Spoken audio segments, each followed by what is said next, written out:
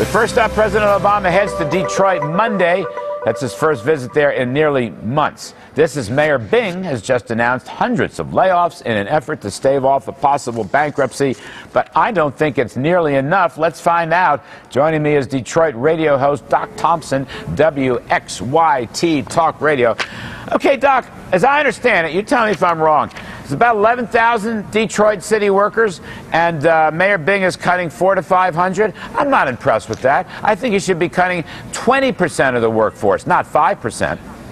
No, you're absolutely right, Larry. The problem is they're still playing catch-up. Year after year, they're like, we got to run to catch up with it instead of coming out and getting in front of it. The city has shrunk in population. It makes sense. We have to shrink all of those government workers. And it's not that we don't want certain services. It's just what you have to do. We do it in our personal life, or are supposed to. Those unions, Doc, don't want it. We saw the clip when this story first came up. That gal in the city council said Detroit delivered for Barack Obama in the election. He should now bring home the bacon for Detroit. The unions don't want it. The media don't want it. I'm not sure if Dave Bing, who was a great basketball player, maybe not such a hot mayor, this thing's got to go under a financial control board, Doc. You know that. They are incapable of governing themselves in Detroit.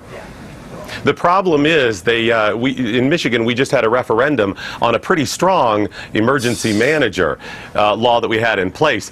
We go back to the old one now, and it's weaker. And the one thing that it won't be able to do is renegotiate those government worker contracts.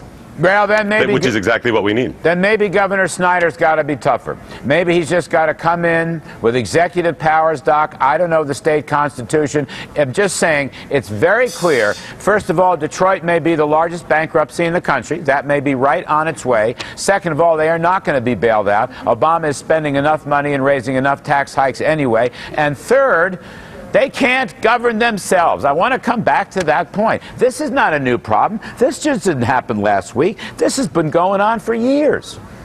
Larry, 60 years it's been one-party rule, and which along with that comes one attitude, one ideal system, and it certainly hasn't worked. I have a couple suggestions, though. We can pass the hat.